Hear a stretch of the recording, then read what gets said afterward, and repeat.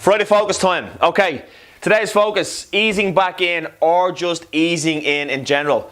This Friday focus as a result of a couple of questions we got in. So one question we got in which I'm going to cover is how do you ease yourself back into training after a holiday?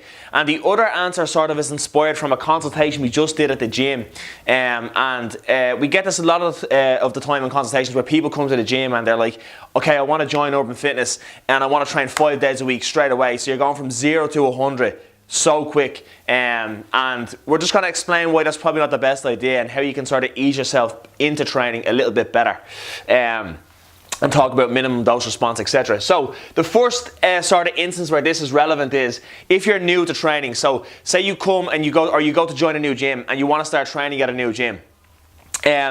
Instead of just going, as I just mentioned, 0 to 100 real quick, and going to 5 days a week off of doing 0, it's probably not a good idea to go straight into that. You want to build your volume up over time. So, I mean, what I generally say to people is maybe do a week of doing 2 weeks of 2 days a week, then maybe 2 weeks of 3 days a week, 2 weeks of 4 days a week, etc. And slowly build yourself up to that 5 days a week. If it's 5 days or 6 days a week you want to do. And I mean, there's definitely ways you can accommodate doing 5-6 days a week. You just got to be very, very careful about the type of training you're doing day after day, so you don't get too fatigued. Another one is back from injury. So a lot of people will get injured and say they've got a really intense training program where they're training 5-6 times a week, and then they get injured and they're out for from anywhere to 2 weeks to a month or to a month and a half, 2 months, etc. And what they'll generally do is they'll try and go straight back into the same training program that they had before they got injured. And what they'll find is they'll get a reoccurrence of the injury, etc. because they've just jumped back into a program that's too intense for the body at that stage. Again, what they want to do is slowly build up to the volume that they were doing before they got injured.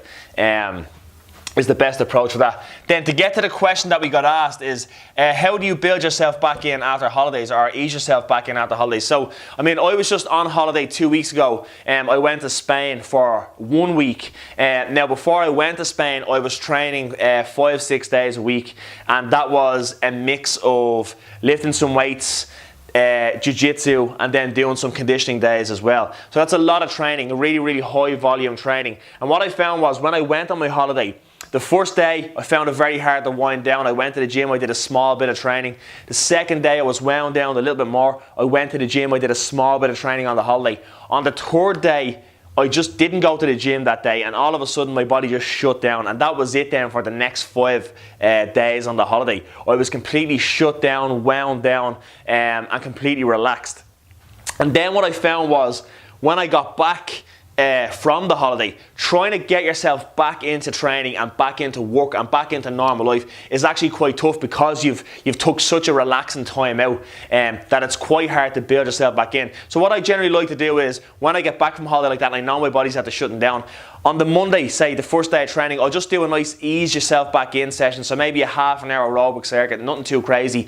Then the second day I might do like some yoga and a small bit of a bodybuilding split or something like that, and just ease myself back into the volume of training I was doing before I left. Because even a week off, your body can shut down a little bit and it finds it hard to ramp back up. So I mean, you don't have to take a crazy amount of time to build the volume back up, but like you can slightly build it up over the course of a week and get back to where you're going. It's the best approach to take.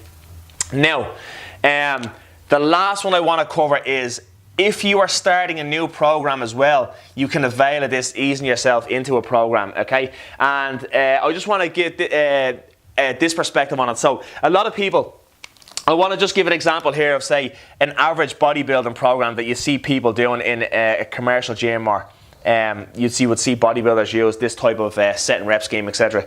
So what we want to talk about here is using the minimum dose response, okay? So it's like doing the minimum to get the maximum from a program. So if you're going into a new 6-week program, say you've just done a deload week, so your body is just feeling nice and fresh. You maybe done a week of lighter weights or some aerobic work and some yoga and some stretching, etc. And you're going into this new program. So what you want to do is build the volume up in the program over time. So if we look at, say, a 6-week program, now you could go into this program and do 4 sets of 12 on week 1 and just do 4 sets of 12 for the whole program. But you'd be better off to build up to that volume over time, and we're going to show you how you would do that and how you would plan that out with your training program. So say for instance in week 1 you're going to do 3 sets of 8 repetitions. You can see here that that's 24 reps.